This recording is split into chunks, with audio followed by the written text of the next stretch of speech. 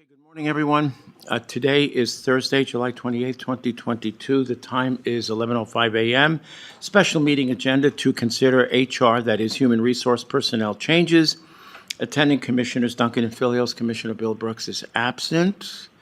And also joining us is our Deputy Civil Prosecuting Attorney, Dave Ferguson. Any changes to the agenda? I would just like to handle item 4 first. Okay, that's the hiring bonus potential action item. Grant, please. Thank you, Commissioners. Grant Kinsey for the record. What this is for our PC network specialist position, specifically the ones that are out at the sheriff's facility.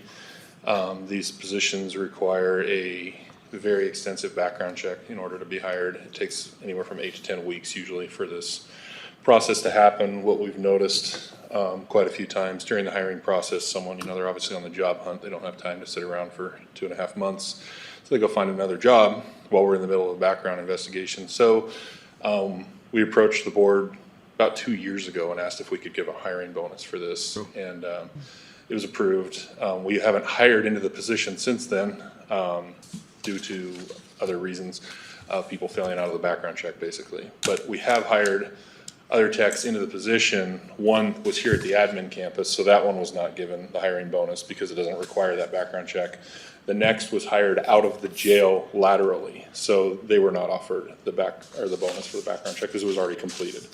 So this will be the first actual person in 2 years who has been hired and completed the background check and was offered the bonus during the job offering. So we're just basically looking for permission to have payroll pay out that bonus. And when did they start? About 4 to 5 weeks ago, I think. Okay. I don't have the exact date. All right. June 13th or, well, it doesn't matter. That's fine. They're in the position. Okay, So the person's already started. yes. Okay, So got it. I'm good with that. Okay. Do we need a motion? I guess Yes. we do, even though we Yep. signed it. Go ahead. Yeah. So I move that we approve the payment of the $1,000 hiring bonus for the position mentioned. Second. Commissioner Duncan? Aye. Chairman Filios? Aye, and so the motion is carried to provide the hiring bonus for the individual employed at IT. Thank you, Grant. Okay, so we have 3 other items on our agenda. I'm thinking that the prosecutor probably will not need to go into executive session, but the other The other 2 three might? will. The other Okay. 3 will. All right, then, so let's go back to item 1, prosecuting attorney. Exception to policy 120. Go right ahead, Barry. Good morning, Commissioners. I'm requesting permission to hire an attorney at a AT2 Step 3. This particular attorney, well, to be attorney, he's probably just passed the bar, will start next week, is worked for us for about, I want to say, a year and a half, all summer over the school year, and so he has a lot of experience in our office, and I think comes into the office basically ready to jump right in and take on a caseload. He has applicable experience for 2 years, and so I'm asking for an exception to hire him at 97% or at AT3 or the Step 3 to kind of recognize that, as well as reality is back when he was interviewing at Shoshone County. He said no, so he could come to work for us. And then they hired somebody else from my office for like 20 grand more than they were offering, than what he was making here, which was, I know, sort of I think they recognized that they were going to have a challenge hiring somebody, and I think their commissioners just stepped up and said, we just need to pay people more. So it's a little bit of apples and oranges there, but the reality is, I'd like to get this new person on at this little bit higher level. Okay, so you have no impact for '22, current fiscal year, Correct. and a $12,000 increase in '23. I don't And think- that's based on the salary survey. That's based on the salary survey. Correct. Okay. Leslie? No, I was just going to point that out, that's all. Okay, are we good? Yeah, so it's actually not, I mean, There's no impact, really. no, not even in '23, because of because that's of the just study. indicating the wage Right. study. Yeah. Okay, motion, please. Well, actually, I have one question. Go ahead. Any parity issues with your other AT2s? No, any of them that I've hired recently have been at that level. Okay. Okay, Then I move that we approve the prosecuting attorneys, and it's not an exception, it's in line with policy 120, we just need permission. Well, I don't know, I guess you can call it an exception. I move that we approve the AT2 at step 3. second. Commissioner Duncan? Aye. Chairman Philio? Aye, motion is carried. Thanks, Okay. Barry. Okay, so we have items 2 and 3 remaining, And 5. and, oh yeah, 5, almost forgot about Yeah. that. And each of these might require executive session, is that correct? They do. So what I would suggest is that we go into executive session to consider the RMO request, the airport request, and the HR request, and then we'll cycle people in and out, and then we'll come back on the record. Okay. Yeah. So why don't we do that? Let's consider a motion to enter into executive session. This will be item 2, dealing with RMO. Motion, please. Yes, I move that we enter into executive session pursuant to Idaho Code 742061A to consider the RMO request, the airport request, and the HR request. Second. Commissioner Duncan? Aye. Chairman Philios? Aye, and so we'll be joined.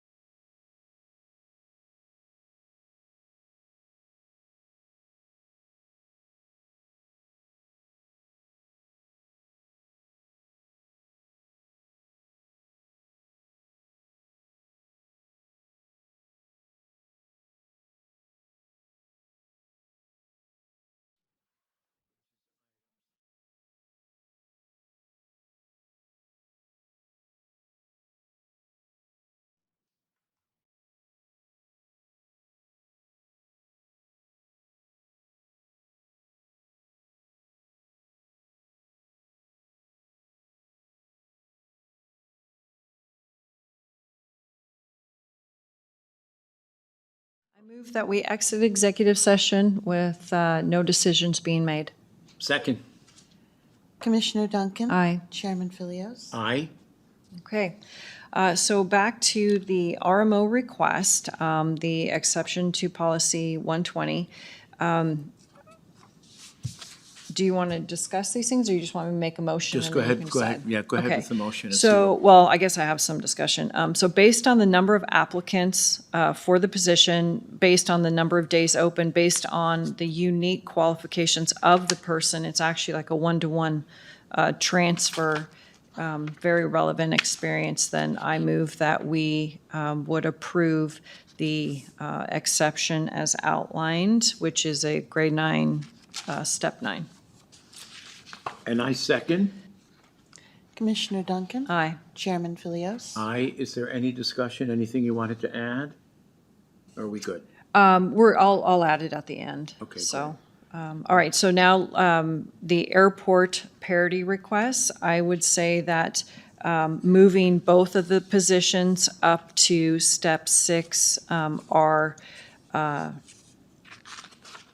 Appropriate? appropriate, thank you, couldn't think of that word, due to their experience and the position they're doing, and it's based on the fact that there's somebody being hired as a step 5, which is within policy.